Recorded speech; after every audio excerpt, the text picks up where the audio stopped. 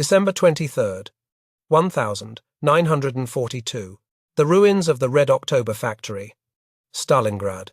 The wind howls through the shattered skeleton of the factory like a dying animal, carrying a biting chill that cuts through wool and leather. Gefreiter Hans Müller crouches behind a pile of frozen slag, his breath forming thick white plumes that crystallize on his scarf. He narrows his eyes against the stinging sleet, scanning the grey horizon where the sun refuses to shine. The ground beneath him is no longer earth, but a concrete hard mix of rubble, ice, and the unburied dead of a city that has become a graveyard. The world outside has ceased to exist for the men of the Sixth Army. Weeks ago, Soviet pincers slammed shut, severing the lifeline to the west and trapping them in the Kessel. Müller shifts the weight of his Kar 98K rifle, the woodstock feeling like a block of ice against his numb fingers.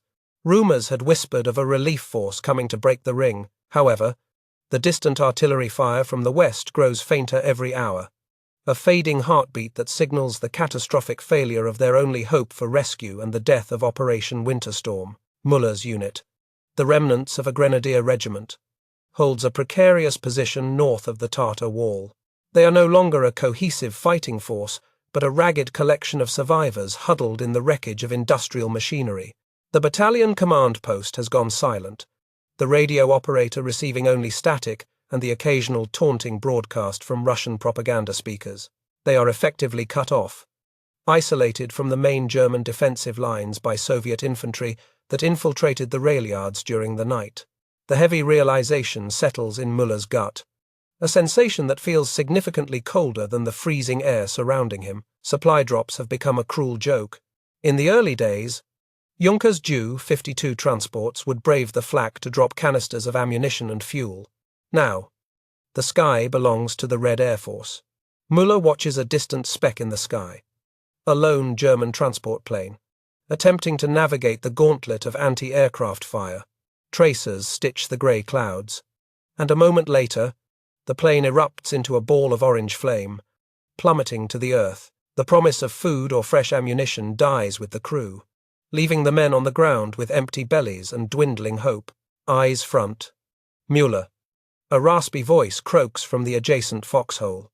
It is Feldwebel Steiner, a veteran whose once immaculate uniform is now a patchwork of stolen rags and grease stains. Steiner's face is a mask of grey stubble and grime, his eyes sunken deep into their sockets. He is cleaning his MP-40 submachine gun with a piece of torn shirt, trying to keep the mechanism from seizing in the sub-zero temperatures. Even the veterans are beginning to crack under the strain, their movements slow and deliberate, as if every calorie burned is a measured step closer to death. The silence of the factory is deceptive. It is not a peaceful quiet, but a tense, suffocating void that amplifies the smallest sounds. The crunch of a boot on snow, the metallic click of a bolt action, or the distant rumble of falling masonry sounds like a thunderclap. Every shadow in the ruins could conceal a Soviet sniper, waiting for a careless moment. The men have learned to move like ghosts, keeping their heads low and their movements fluid. They have become part of the wreckage, indistinguishable from the twisted steel beams and shattered concrete that serve as their tomb. Equipment is failing alongside the men. The vaunted German engineering was not designed for temperatures that plunge to 30 degrees below zero. Gun oil turns into a sticky glue that jams firing pins, forcing soldiers to urinate on the breeches of their weapons just to thaw them out for a few shots. Müller checks his grenades, the stick handles brittle with cold. He knows that if the Russians attack in force, their technology will matter less than sheer numbers and the brutal will to survive. The Wehrmacht's mechanical superiority has been neutralized by General Winter, leaving them fighting a primal war. This isolation marks the beginning of their final trial. They do not know it yet, but the next 3 days will define the limits of human endurance. The High Command has essentially written them off, marking their positions on the map as holding actions to delay the inevitable Soviet advance. Müller pulls his collar tighter, trying to trap the meager warmth of his body. He looks at the young soldier next to him, a replacement named Richter who arrived just before the encirclement. Richter is shivering uncontrollably, his eyes wide with a terror that has stripped away his sanity. Richter clutches a letter from home, the paper worn thin from constant handling. He mutters to himself, a repetitive prayer or perhaps a plea to a mother who is thousands of miles away in a warm kitchen. Muller feels a pang of pity, quickly suppressed by the necessity of hardness. Empathy is a luxury they can no longer afford.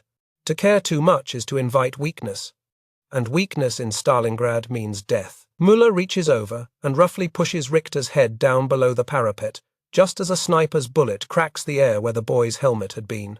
The crack of the rifle echoes through the twisted girders, followed instantly by the spray of concrete dust. "Stay down," Steiner barks, his voice ragged. The unit freezes, adrenaline momentarily overriding the cold. They scan the ruins opposite their position, a towering heap of brickwork that used to be a foundry. There is no movement, no muzzle flash, only the grey desolation. The invisible enemy is toying with them, reminding them that they are being watched constantly. The psychological weight of the unseen threat presses down on them, heavier than the steel helmets on their heads. As the afternoon wears on, the light begins to fail, casting long, distorted shadows across the snow. Night in Stalingrad brings a different kind of horror. The temperature will drop even further, turning the ruins into an icebox. The darkness belongs to the Soviet scouts, who move with lethal silence through the sewers and cellars. Muller checks his ammunition pouches, counting the rounds by touch. 20 cartridges. That is all that stands between him and the enemy. He knows there will be no resupply tonight. The hunger in his belly is a sharp, gnawing pain that never truly goes away. Inside the command bunker, a reinforced cellar beneath the shop floor, the mood is funereal. Lieutenant Weber, the platoon commander, stares at a map that has become increasingly irrelevant. The red lines of the enemy advance are closing in from all sides. He knows the truth that he cannot speak to his men. There is no strategic withdrawal planned. The orders are to stand fast, to hold every meter of ruin until the last round is fired. Weber lights a cigarette, the flame illuminating the hollows of his face. He is commanding ghosts, and he is fully aware of it. Muller leans back against the cold steel of a fallen beam. Closing his eyes for a brief moment, he tries to recall the warmth of his home in Dresden, the smell of roasting goose, the sound of laughter, but the memories are fading, replaced by the stench of cordite and rotting flesh. The cold has seeped into his bones, a permanent intruder. He wonders if he will ever feel warm again. The thought is fleeting, pushed aside by the survival instinct. He opens his eyes, his gaze hardening. He is still alive. And while he breathes, he fights. The wind picks up, whistling through the bullet holes in the corrugated metal sheets above them. It sounds like a chorus of screams. The sun finally dips below the horizon, plunging the factory into a gloom that is barely relieved by the reflection of the snow. The first flare goes up in the distance, a star shell that hangs in the sky, bathing the battlefield in a sickly, pale light. It marks the day's end and the beginning of the long wait. The trap has closed tight. The first of the 3 days of hell has truly begun. As darkness settles, the shelling starts again. It is a harassment bombardment, designed to deny them sleep rather than destroy specific targets. The rhythmic thumping of mortars acts as a grim lullaby.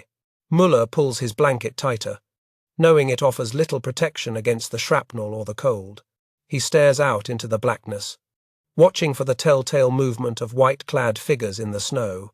The Red Army is out there, gathering strength, waiting for the frost to weaken the Germans further. Tomorrow, the real test will begin. Tonight, they must simply survive the freezing dark. Dawn breaks over the shattered skyline of Stalingrad, but it brings no warmth to the men entrenched in the factory ruins. The sun is a pale, distinct disk hanging in a sky the color of bruised iron, illuminating a landscape that has been frozen into a tableau of death. The thermometer attached to the command post's doorframe has bottomed out, reading nearly 35 degrees below zero. For Gefreiter Hans Müller, waking up is a violent struggle against the paralysis of his own body. His eyelashes are sealed shut with ice, requiring him to pry them open with numb fingers, tearing precious skin in the process. The air inside the foxhole is so cold it feels thick, almost liquid, filling the lungs with a burning sensation that mimics drowning. Muller sits up, his joints popping audibly in the silence. Beside him, the young soldier Richter is curled into a fetal ball, shivering so violently that his helmet rattles against the frozen earth. This is the White Death, an enemy far more relentless than the Red Army. It does not sleep. It does not need ammunition. And it attacks every exposed inch of flesh with the precision of a surgeon's scalpel. The mere act of existence has become a battle for caloric heat.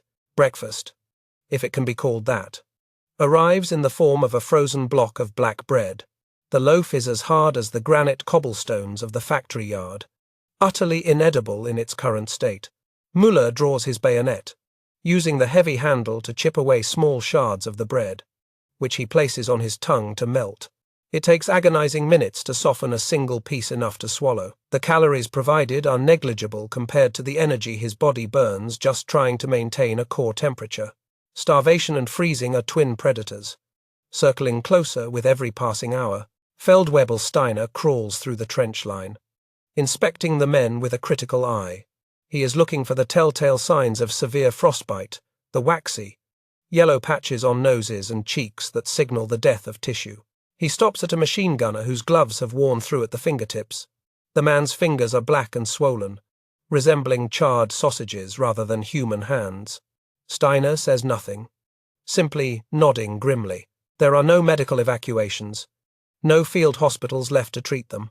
Gangrene will eventually set in, but the soldier will likely be dead from the cold or a bullet long before the infection kills him. The equipment of the Wehrmacht, designed for the temperate climate of Western Europe, is failing catastrophically in the Russian deep freeze. The lubricating oil on the MG-42 machine guns has turned into a thick, glue-like sludge, rendering the weapons useless. Müller watches as the gunner frantically strips the weapon, using a rag soaked in kerosene to wipe the parts dry.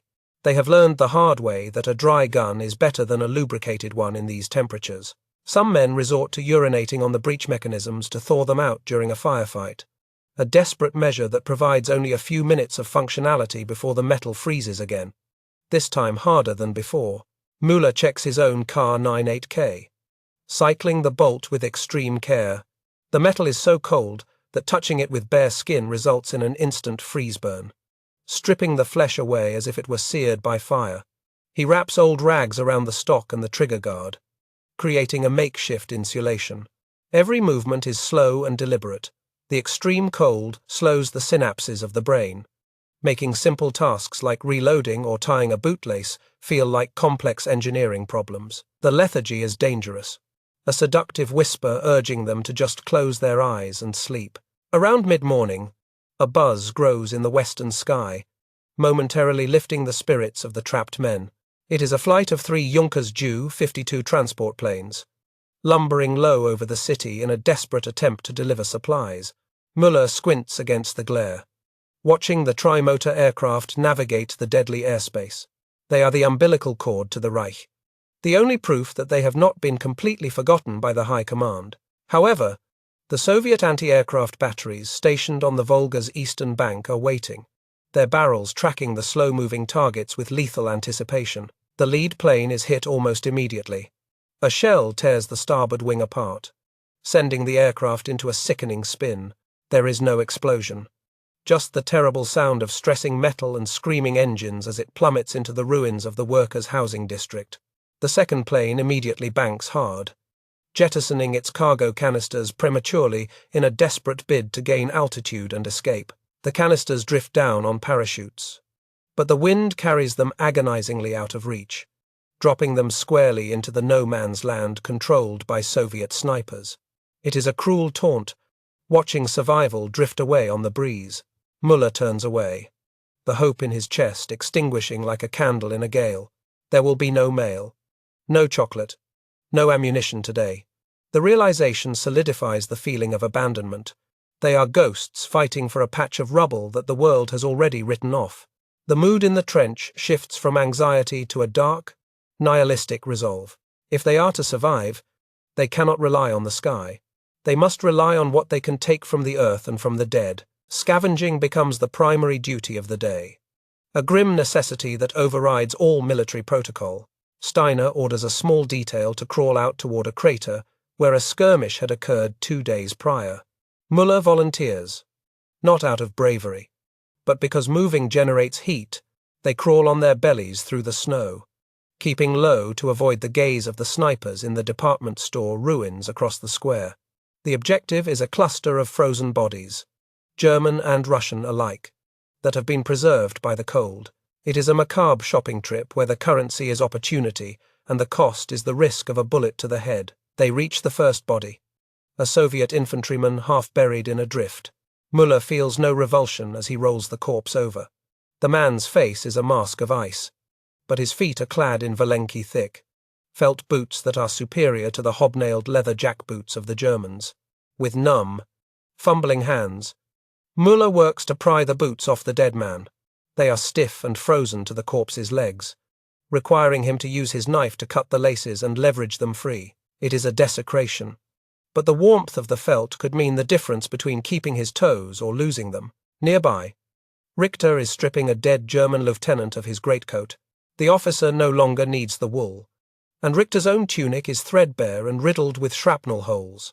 The hierarchy of rank has dissolved in the face of the elements. A dead officer is just a resource pile for the living private. Richter pulls the heavy coat over his own, shivering as he buttons it up. He looks at Muller, his eyes hollow. There is a silent acknowledgement between them. They have crossed a line of civilization that they can never step back over. They are survivors. Nothing more. Returning to their lines, the physical exertion leaves them gasping, the cold air burning their throats. They have secured a few pairs of boots, a coat, and a pouch of frozen tobacco found in a pocket. It is a treasure trove in the economy of the Kessel. Muller sits back in his hole, unlacing his boots to wrap his feet in strips of newspaper he found, before pulling on the stolen Valenki. The relief is almost instant, a dull ache replacing the sharp, biting pain of the frost. For the first time in days, he can feel his toes. A small victory in a losing war. As the afternoon wears on, the unit attempts to improve their fortifications. However, the ground has rejected them. The soil is frozen solid to a depth of over a meter. Having the consistency of iron, entrenching tools bounce off the earth with a metallic clang, sending shockwaves up the arms of the soldiers. Digging foxholes is impossible. Instead, they are forced to build upwards, stacking frozen mud bricks, debris, and snow to create breastworks. It is poor cover against artillery, but it provides some shelter from the wind that cuts across the steppe with the force of a whip. The inactivity of the late afternoon brings a new danger, the warmth delusion. Muller watches a soldier from the second squad lean back against a wall, a serene smile spreading across his face. The man begins to unbutton his tunic, muttering about how hot the stove is. It is the final stage of hypothermia, where the brain, starved of oxygen and heat, tricks the body into thinking it is overheating. Steiner rushes over, slapping the man hard across the face, shouting at him to button up. To give in to the phantom warmth is to die. They have to keep each other awake, keep each other miserable, because misery means they are still alive. The sun begins to dip, painting the snow in shades of violet and blood red. The temperature, incredibly, begins to drop even further. The moisture in the air crystallizes into diamond dust, shimmering in the fading light. Muller huddles with Richter and two others, sharing body heat under a single tarp. They are a pile of rags and misery, breathing in each other's stale air to conserve warmth. The conversation has died out. Words are a waste of energy. They simply exist, listening to the wind pick up again, howling through the metal ribs of the factory like a banshee. This is only the end of the first day of isolation. The supplies are gone. The relief force is destroyed, and the winter is tightening its grip. Muller looks at his hands, encased in the mismatched mittens he scavenged. He wonders how many men in the regiment will not wake up tomorrow morning. The cold is a silent killer, taking them one by one in their sleep, stopping hearts that are too tired to beat. As the shadows lengthen, the true terror of the night approaches. The White Death has claimed the day, but the darkness brings the shadows in the rubble. Nightfall in Stalingrad does not bring peace. Instead, it brings a claustrophobic terror that is distinct from the freezing daylight. As the grey light of the sun fades completely, the ruins of the Red October factory merge into a single, jagged silhouette against the starless sky. For Gefreiter Hans Muller and the men of his section, the darkness strips away their ability to see the enemy. forcing them to rely on hearing in an environment filled with the deceptive sounds of settling debris and howling wind. The temperature plummets further, reaching a lethal depth where the air itself feels solid, and the metal of their helmets feels like a crown of ice tightening around their temples. The first sign of the night's torment is a low, buzzing drone drifting down from the clouds. It is a sound every German soldier has come to loathe: the Times, Nähmaskinen asterisk, or sewing machines. These are the Polikarpov Po-2 biplanes of the Soviet 588th Night Bomber Regiment, flown by female pilots who have become the stuff of nightmares.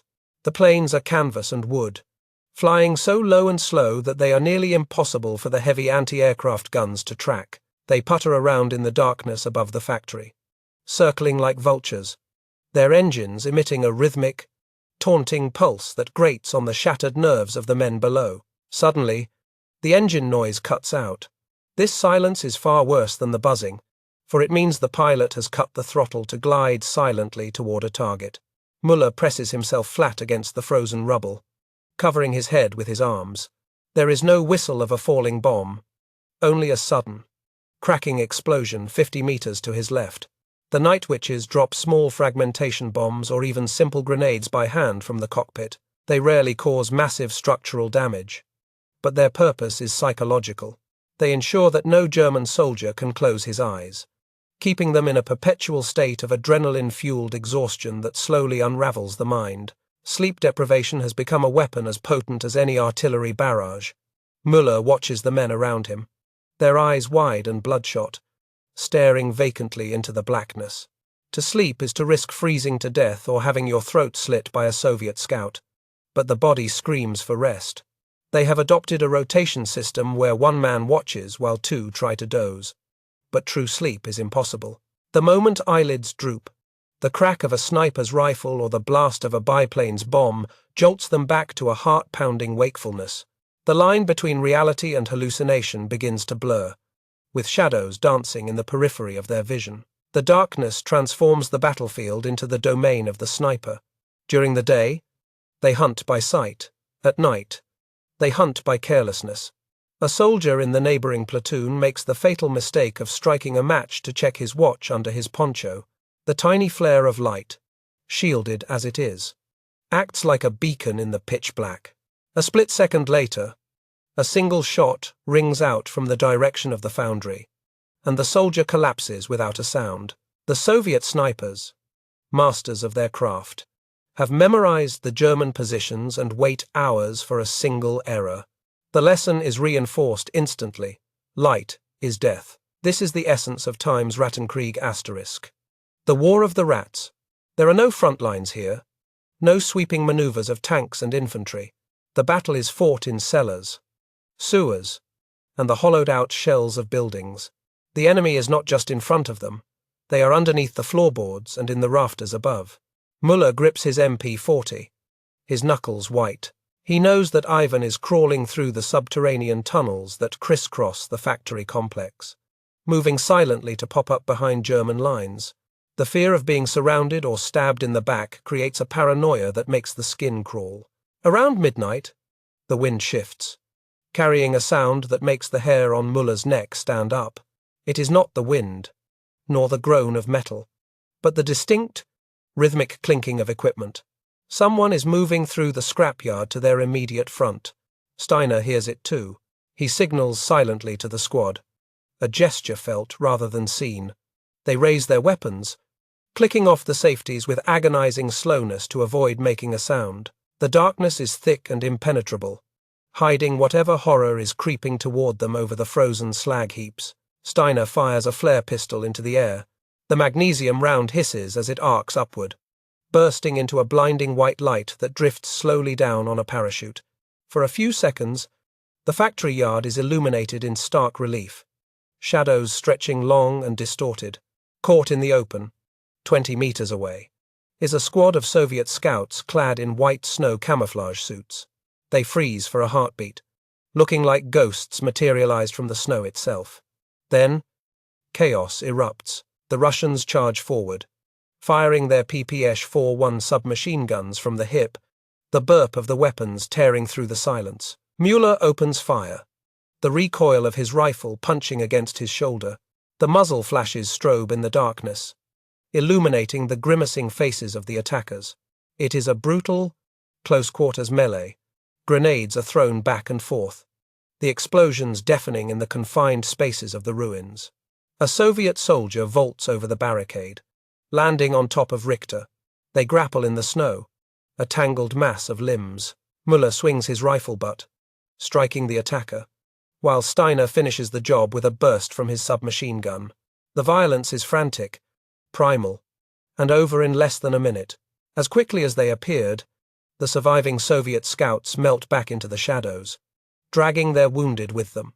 The flare sputters and dies, plunging the world back into absolute darkness. The silence that follows is heavy, broken only by the ragged breathing of the German defenders and the groans of a wounded man. They check their own. One man is dead, a shrapnel shard through the throat. Richter is shaking uncontrollably. Covered in the blood of the man he just wrestled, they have held the position. But the attack has shattered their nerves completely. They know the enemy was testing their reflexes, probing for weakness. The psychological assault continues long after the shooting stops. From the darkness beyond the factory walls, a loudspeaker crackles to life. It is a Soviet propaganda unit, their voice amplified and echoing strangely through the ruins. German soldiers. A voice booms in perfect, unaccented German. Your officers have lied to you. There is no relief coming. Manstein has failed. You are dying for nothing. The voice is calm, reasonable, and terrifyingly accurate. It lists the names of captured officers, the number of dead, and the menu of the hot meals awaiting those who surrender. Müller tries to block out the voice, pressing his hands over his ear flaps. The promise of hot soup and a warm bed is a siren song designed to break the will. He looks at the men around him. Some are weeping silently, others are staring at the ground with expressions of utter defeat. The will to fight is fueled by hope, and the voice in the dark is systematically dismantling that hope, replacing it with the cold logic of survival. Why die here, frozen and starving, when you could live? The question hangs in the freezing air, more dangerous than any bullet. To keep his mind from snapping, Müller forces himself to think of the small details of his past life. He visualizes the layout of his parents' apartment in Dresden, the scratch on the hallway floorboard, the smell of beeswax polish, the ticking of the grandfather clock. He builds a fortress of memory to keep out the reality of Stalingrad. But the cold invades even his memories. The frostbite in his toes sends sharp, stabbing pains up his legs, anchoring him firmly in the nightmare. He realizes he cannot remember the feeling of being warm. The sensation is lost to him, a relic of a previous life. Richter begins to mutter again, his voice rising in pitch. He is talking to the dead Soviet soldier lying a few meters away, asking him why he came. Steiner moves quickly, clamping a heavy hand over Richter's mouth. Quiet, Steiner hisses, his face inches from the boys. Do you want them to mortar us? Shut your mouth or I will shut it for you. The brutality is necessary. In the silence of the Kessel, a screaming man is a target coordinate. Richter sobs into Steiner's glove, his body convulsing. The boy has broken, his mind fracturing under the relentless pressure of the unseen enemy. The hours before dawn are the hardest. This is the time when the body's resistance is at its lowest. When the heart rate slows and the cold penetrates the deepest, Müller stares at the eastern horizon, willing the sun to rise, even though he knows the daylight brings its own terrors. The night witches have finally gone, leaving behind a silence that feels heavy with menace. He checks his ammunition again. Fewer rounds now. He touches the frozen bread in his pocket. Still rock hard. They have survived the night. But they are weaker, colder, and more desperate than before. The shadows recede, but the trap remains closed. The sun rises on December 24th, 1942, marking the beginning of the second day of total isolation, and bringing with it a cruel irony that hangs heavy in the freezing air. It is Christmas Eve, a day that should be filled with warmth, feasting, and the comfort of family. But in the ruins of the Red October factory, it is defined only by a hunger so profound it feels like a living thing. Gefreiter Hans Müller wakes not to the smell of pine needles or roasting goose, but to the sharp, cramping agony of an empty stomach.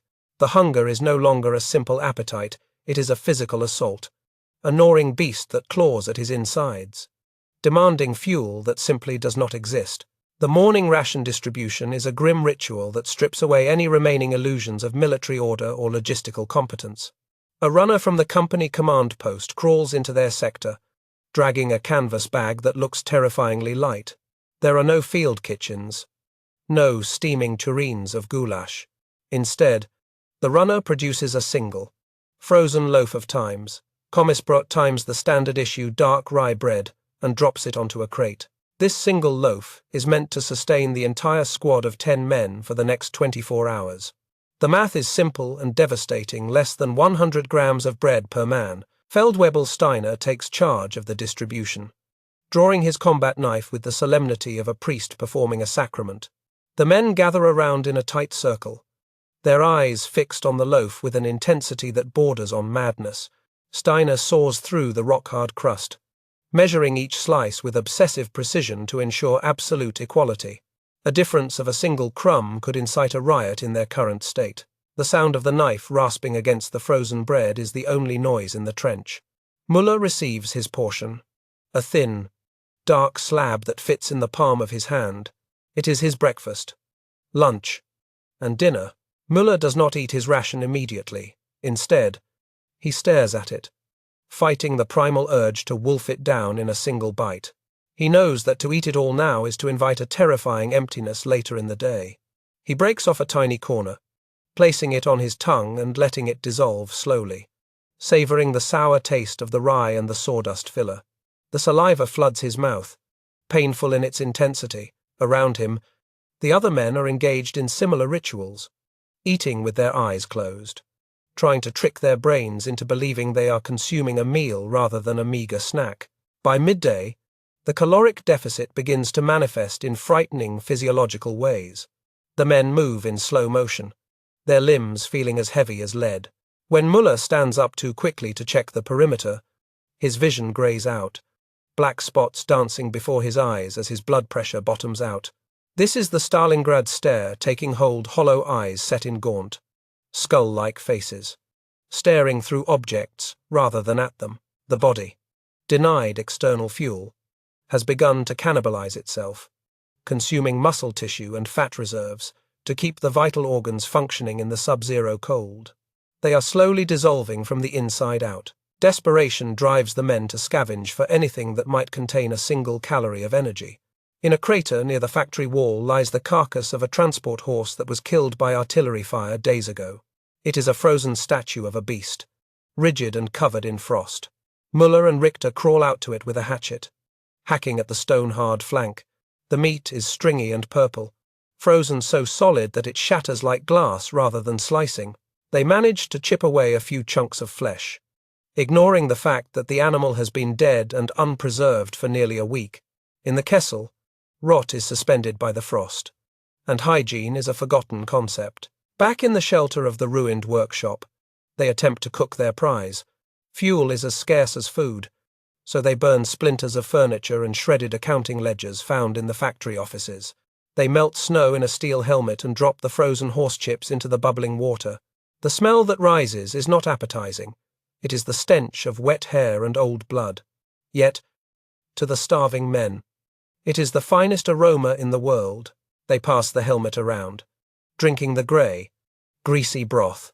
The meat is tough and flavourless, but the warmth of the liquid momentarily stuns the cramps in their stomachs. When the horse meat runs out, the unit descends into the surreal depths of starvation gastronomy.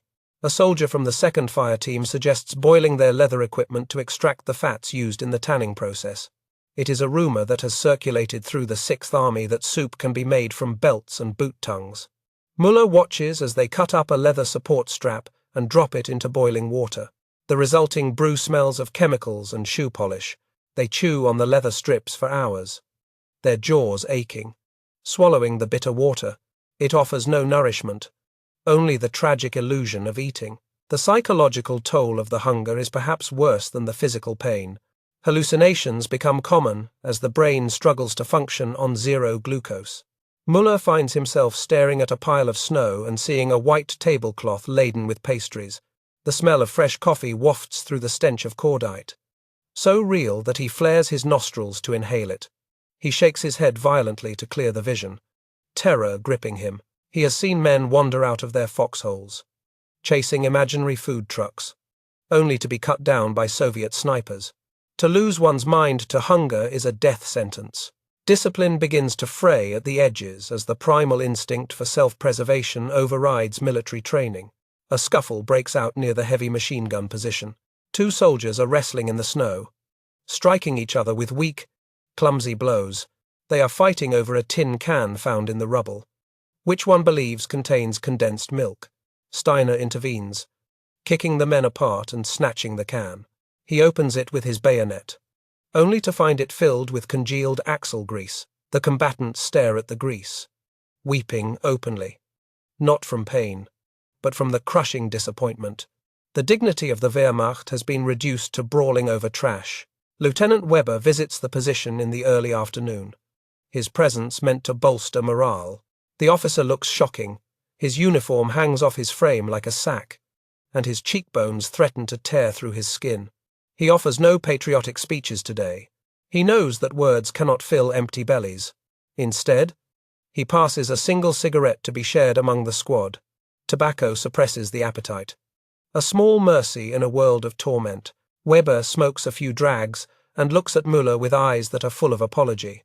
He is a commander who can no longer provide for his men, a failure that weighs heavier than the iron cross at his throat. As the afternoon light begins to fade, the Christmas Eve atmosphere becomes a macabre joke.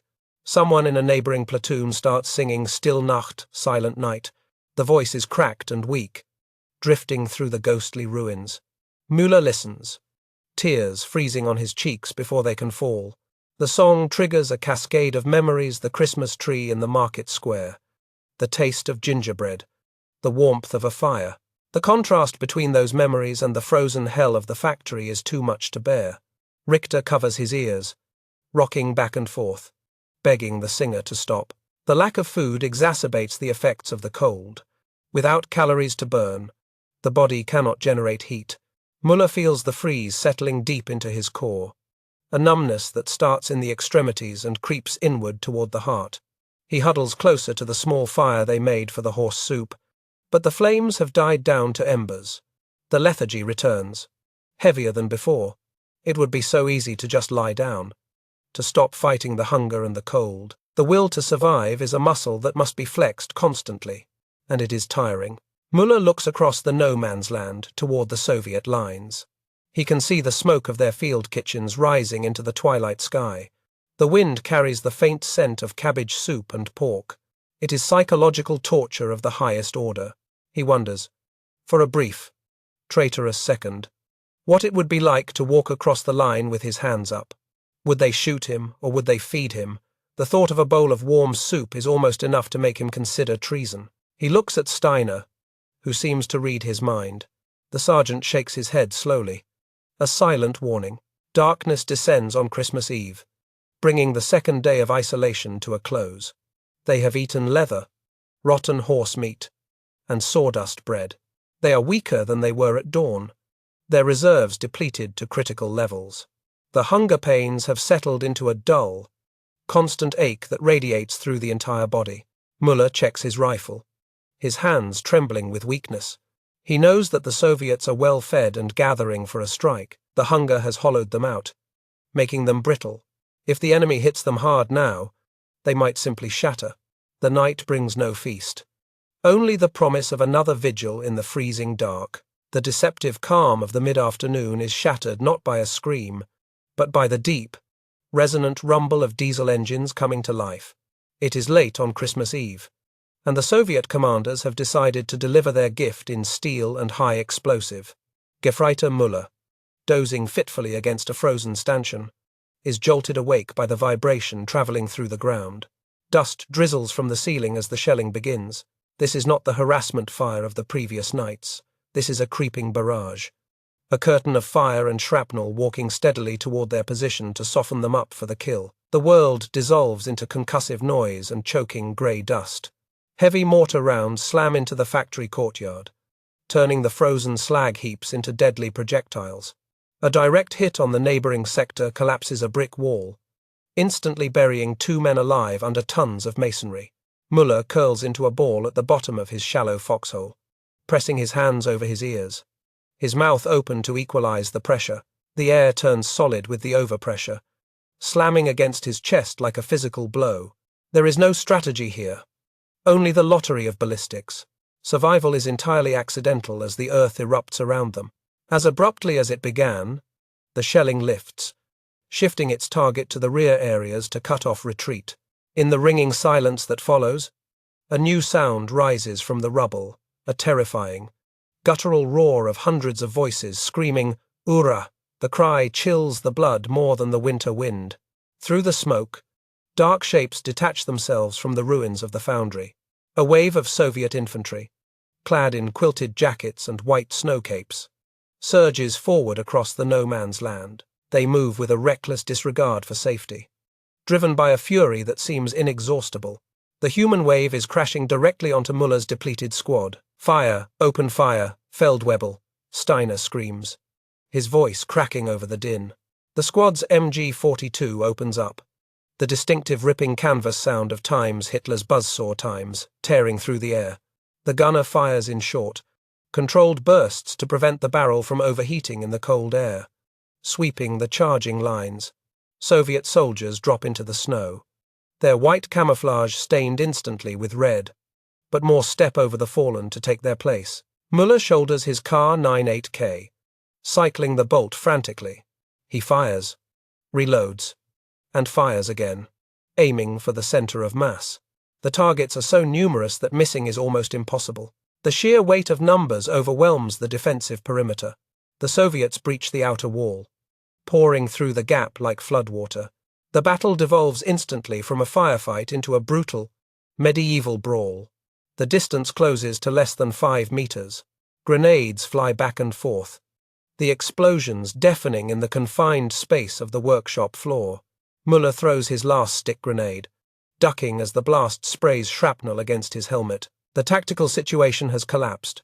There are no flanks, no rear, only a confusing swirl of grey and khaki uniforms fighting for survival in the twilight.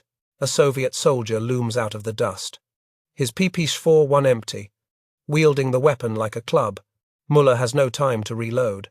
He drops his rifle and draws his sharpened entrenching tool, the spade edge honed to a razor sharpness. He swings with a desperation born of terror, the metal blade biting into the attacker's shoulder. They crash to the ground, rolling over frozen bricks and shattered glass. It is a feral struggle of gouging eyes and strangling hands. Muller screams as a boot kicks him in the ribs, but he manages to strike again, ending the struggle in a spray of warm blood. The fighting fragments into isolated pockets of resistance as the unit is pushed deeper into the ruins. Steiner is rallying the survivors near the heavy machinery press, using a captured Soviet submachine gun to hold a doorway. The air is thick with the acrid smell of cordite and pulverized concrete.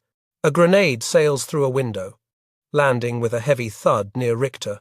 The young soldier freezes, paralyzing fear rooting him to the spot.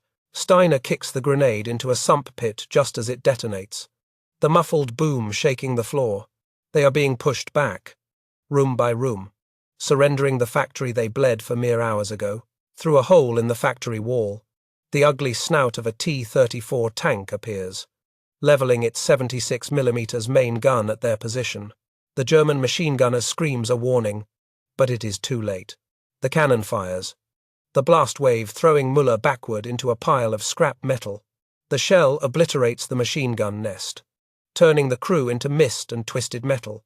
The tank's coaxial machine gun rakes the interior, sparks showering from the steel beams. They are outgunned and outmatched. Just as the tank prepares to advance, a German pioneer rushes forward with a magnetic mine, clamping it to the hull before diving for cover. The explosion is massive, cracking the tank's hull and igniting the ammunition rack inside. A pillar of flame erupts from the turret hatch, illuminating the factory interior with a hellish orange light. The destruction of the tank momentarily stuns the Soviet infantry, breaking their momentum. Steiner seizes the opportunity. shouting for the men to fall back to the secondary line at the stairwell. They retreat under heavy fire, dragging their wounded comrades across the debris-strewn floor. Every meter of ground given up feels like a betrayal of the dead. But staying means annihilation. The assault tapers off as darkness fully descends. The Soviets unwilling to press into the unfamiliar cellar complex at night. The silence returns, but it is now filled with the moans of the dying. The factory floor is a slaughterhouse. Bodies are draped over machinery and piled in doorways, frozen in the grotesque postures of violent death. The snow and dust are turned into a bloody slush that freezes rapidly, cementing the dead to the floor. Muller leans against a concrete pillar, his chest heaving, his tunic soaked with sweat that is already turning to ice against his skin. The cost of holding the line has been catastrophic. Only 6 men remain from Muller's section, and 2 of them are wounded. Richter is sitting in the corner, staring at his hands which are shaking uncontrollably. A piece of shrapnel has taken part of his ear, blood freezing in a dark crust down his neck. There are no bandages, no morphine, no medics. Steiner moves among them, checking ammunition. He finds they are down to less than 10 rounds per man. The look in the sergeant's eyes is no longer one of determination, but of a grim, fatalistic acceptance. They have repelled the attack, but it is a hollow victory. The perimeter has shrunk to a few hundred square meters of ruined industrial space. They are trapped in a pocket within a pocket, surrounded on all sides by an enemy that has infinite reserves. Muller looks at his entrenching tool, the blade still dark with blood. He realizes that he is no longer a soldier fighting a war. He is a cornered animal fighting for the next breath. The civilization he once knew of rules, mercy, and strategy has ceased to exist. There is only the factory, the cold, and the killing. As the adrenaline fades, the exhaustion crashes down with crushing weight. The hunger returns, sharpened by the physical exertion of the brawl. Muller slides down the pillar to sit on the frozen floor, clutching his empty rifle. He knows they cannot withstand another assault of that magnitude. The ammunition is gone, the strength is gone, and the will is fraying. The second day has ended in blood. Tomorrow is day 3. If the Soviets come again at dawn, it will be over. In the darkness of the ruined factory, Muller closes his eyes and waits for the end. December 25th, 1942. Christmas Day arrives not with the chiming of church bells, but with the hollow, deafening silence of a graveyard. The dawn light filters through the collapsed roof of the factory, illuminating a scene of utter devastation that defies description. Gefreiter Hans Muller sits amidst the debris, his eyes crusted with sleep and infection, staring blankly at the twisted steel beams that cage him in. There is no ammunition left to distribute, no food to ration, and no orders coming down the wire. The field telephone sits silent, the line cut hours ago by Soviet infiltrators. The realization settles over the survivors like a heavy shroud. The Sixth Army has not just been defeated, it has ceased to function as a military entity. The physical state of the unit has degraded beyond the point of combat effectiveness. Of the original squad, only 4 men remain capable of standing, and they are spectres of their former selves. The wounded, who were moved to the rear of the workshop for protection, have all died during the night. The temperature dropped so low that their blood froze in their veins before it could clot. Muller looks at Feldwebel Steiner, the rock of the platoon. The veteran sergeant is slumped against a pillar, cleaning his fingernails with a bayonet, his face a mask of strange, detached, calm. Steiner knows what is coming. He checks the magazine of his submachine gun, finding it empty, and simply tosses the weapon into the snow. The attack begins without a preliminary bombardment, signaling the enemy's total confidence. The ground begins to tremble, a rhythmic vibration that shakes the dust from the rafters. It is the sound of heavy diesel engines roaring in unison. Through the gaping holes in the factory walls, Muller sees them T-34 tanks, painted in whitewash, advancing through the morning mist like prehistoric beasts. They do not stop to fire, they simply roll forward, crushing the carefully constructed barricades of brick and frozen mud under their wide tracks. The sound of the steel treads grinding over stone is a terrifying, mechanical scream that drowns out the wind. Panic, cold and sharp, pierces the lethargy of the starvation. A soldier near Muller raises his rifle, snapping the trigger on an empty chamber in a futile gesture of defiance. The lead tank swivels its turret, the 76mm cannon staring directly into their position. It does not fire a shell. Instead, it unleashes a burst from its coaxial machine gun. The bullets chew through the brickwork, sending razor-sharp splinters of masonry flying into the faces of the crouching Germans. There is no cover that can withstand this point-blank assault. The tank accelerates, crashing through the outer wall and bringing the ceiling down in a cascade of dust and iron. Behind the armor comes the infantry, a flood of brown and white uniforms pouring through the breach. This is not a tactical assault, it is a mop-up operation. The Soviet soldiers move with the casual aggression of men who know they have already won. They toss grenades into every dark corner, the explosions echoing like thunderclaps in the confined space. Muller scrambles backward, crawling over piles of slag and broken bodies. He hears the screams of his comrades as they are cut down or bayoneted where they stand. The cohesion of the unit evaporates instantly. There are no squads, no platoons, only terrified individuals running for their lives in a burning maze. Steiner stands up, silhouetted against the incoming light. He holds a bundle of stick grenades, perhaps the last in the entire sector, lashed together with wire. He does not run. He looks at Muller one last time, his eyes conveying a final, silent order times, survive asterisk. Then, with a roar that sounds more animal than human, Steiner charges toward the lead tank. Muller turns and runs just as the explosion rips the air apart. The blast knocks him off his feet, slamming him into a wall. When he looks back through the smoke, there is nothing left of the sergeant or the tank tread, only a crater and twisted metal. Muller scrambles to his feet, grabbing Richter by the collar of his oversized greatcoat. "Move! We have to move!" Muller screams, dragging the shell-shocked boy toward the rear exit. Richter is dead weight, his legs failing him, his eyes wide with a terror that has shattered his mind. They stumble out of the workshop into the central courtyard, a vast open space that has become a killing ground. Bullets snap through the air like angry hornets. From the rooftops, Soviet snipers pick off the fleeing Germans with leisurely precision. Bodies litter the snow, a trail of field grey leading toward the illusory safety of the administrative block. They make it halfway across the courtyard before disaster strikes. A burst of machine gun fire tears up the ground at their feet. Richter jerks violently, a grunt escaping his lips as he is spun around by the impact. He falls face first into the snow, a dark stain rapidly spreading across the back of his coat.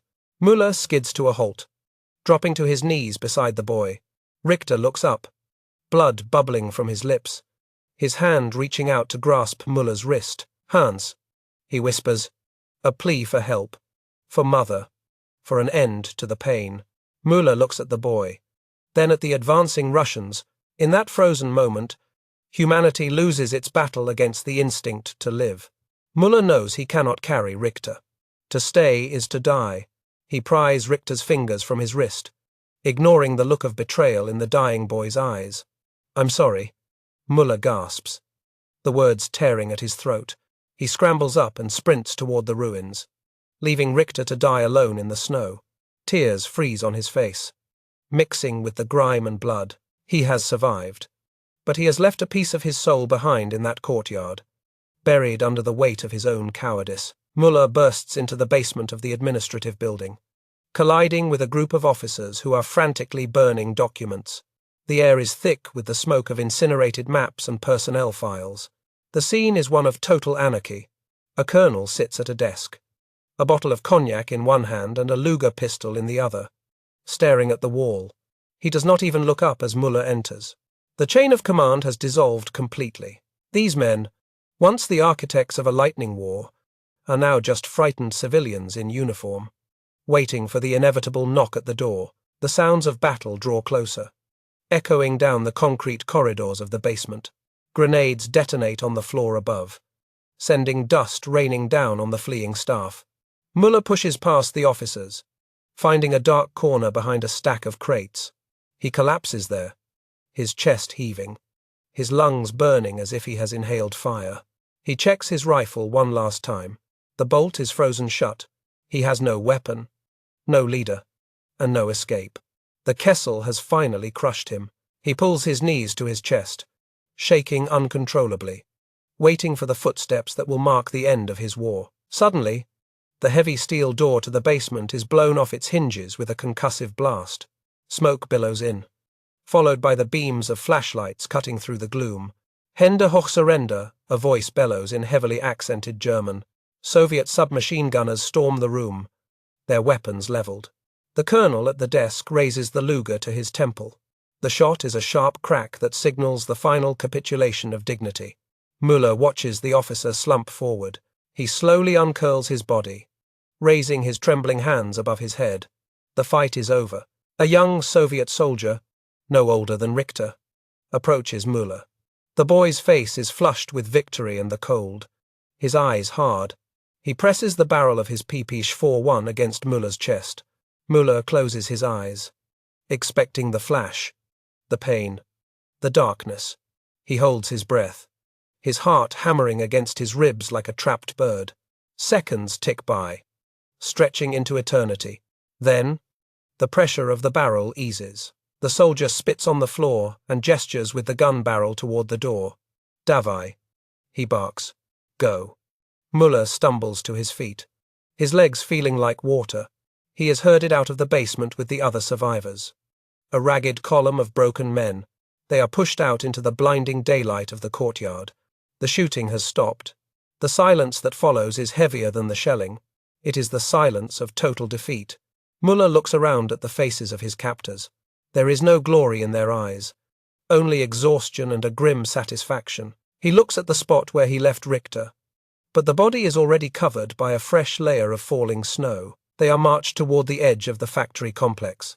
Past the burning hulks of tanks and the frozen pyramids of the dead, Müller walks with his head down, stripped of his weapon, his rank, and his pride. He is no longer a soldier of the Reich. He is a prisoner of the Soviet Union. As they pass the perimeter wire, he looks back one last time at the Red October factory. It stands like a jagged tombstone against the grey sky. The battle for Stalingrad is over for him. The struggle for survival in the camps is just beginning. The silence that falls over the ruins of Stalingrad following the final capitulation is more terrifying than the roar of artillery. It is a dead, hollow silence that stretches across the frozen steppe, broken only by the crunch of thousands of boots on the snow and the sharp, barking orders of the Soviet guards. Gefreiter Hans Müller stands in a column of grey ghosts. A sea of defeated men stretching as far as the eye can see. They are no longer the proud soldiers of the Sixth Army who stormed across Europe.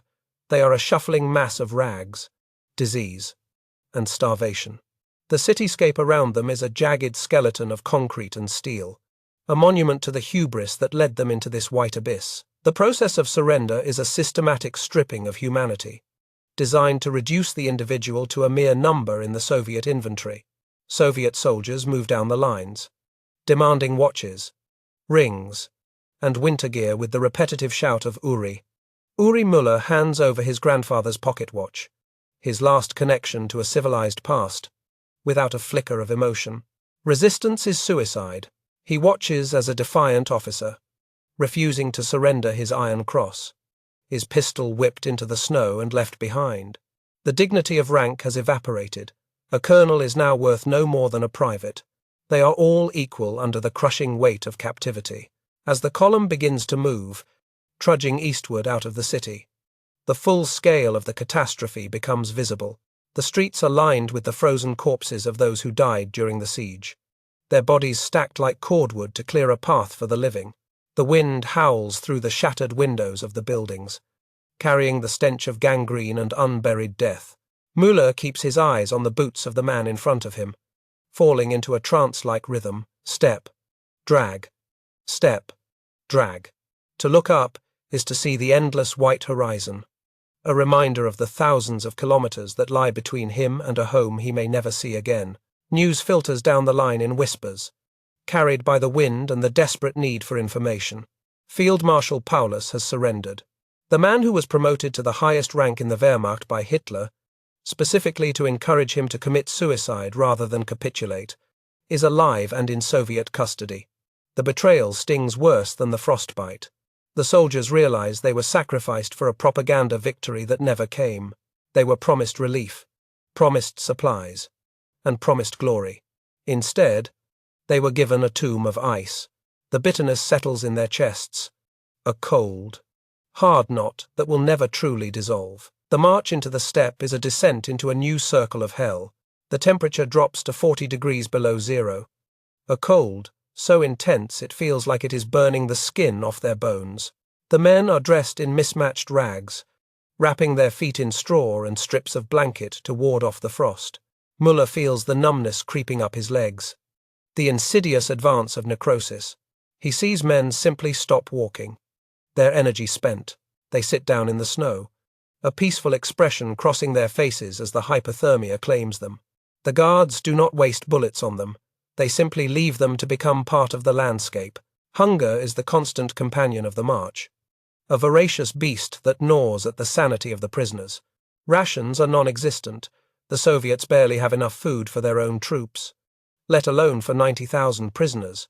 Muller watches men scramble for a frozen potato peel dropped in the mud or claw at the carcass of a dead horse that has been picked clean days ago. Some resort to eating the snow, despite the risk of dysentery, just to fill the aching void in their stomachs. The human body is reduced to a biological machine desperately burning its last reserves of fuel to keep the heart beating. Disease spreads through the column with the speed of a wildfire. Typhus, lice, and dysentery run rampant in the unsanitary conditions. Men who were strong enough to survive the fighting are felled by microscopic enemies they cannot fight. Muller's own body is a landscape of sores and lice bites, his skin paper-thin and yellowed. He listens to the coughing that echoes through the night at the temporary holding camps, a hacking chorus of the dying. There is no medicine, no comfort. The only mercy is the end, which comes quickly for those too weak to stand for the morning count. The destination is a vague, terrifying concept, Siberia. The word hangs over the column like a sentence of doom. They are walking toward the gulags, the labor camps where they will be forced to rebuild the country they tried to destroy. Muller knows that for every kilometer they walk east, the memory of Germany fades further away. He tries to conjure the face of his mother, the smell of his childhood home, but the images are grey and indistinct. The Kessel has not only taken his freedom, it has taken his past. He is becoming a creature of the present, existing only to survive the next hour, the next step, the next breath. The brutality of the guards varies, but the indifference of the environment is constant. In the vast emptiness of the Russian steppe, a human life seems insignificantly small. A man falls out of line, collapsing into a drift. A guard approaches, nudges the body with a boot, and walks on. There is no hatred in the gesture, only a pragmatic recognition that the weak cannot survive the journey. Muller forces himself to step over the fallen man, suppressing the urge to help. Empathy is a fatal weakness here. To survive, one must become hard, cold, and selfish. It is the only lesson Stalingrad has left to teach them. Of the 91,000 German soldiers who surrendered in the ruins of Stalingrad, only 6,000 will ever see Germany again. It is a statistic of annihilation that the mind cannot fully comprehend. Muller is unaware of these odds, but he feels them in his bones. He looks around at the faces of his comrades hollow, haunted, skeletal. They are the walking dead, the remnants of a ghost army marching into oblivion. The Sixth Army has ceased to exist on the map, but it's slow. Agonizing death will continue for years in the lead mines and timber forests of the Soviet Union. As the sun sets on another day of the march, painting the snow in shades of violet and blood, Muller finds a strange, dark peace. He has survived the bombs, the snipers, the hunger, and the cold. He is still breathing. The ambitions of empires, the speeches of dictators, and the borders of nations mean nothing here. There is only the wind, the snow, and the will to take one more step. He tightens the rags around his hands, lowers his head against the gale, and keeps walking. The 3 days in the factory were just the beginning. The real struggle, the long war for the soul, has just begun. The column stretches out into the white void, a dark scar on the pristine snow. They walk away from the history books and into the silence of memory. Hans Müller, formerly a Gefreiter of the Greater German Reich, now prisoner number 4829, disappears into the mist. The story of Stalingrad ends not with a bang, but with the quiet, shuffling footsteps of broken men fading into the endless winter night. The wind covers their tracks within minutes, leaving the steppe pristine and empty, as if they had never been there at all. The void has claimed them,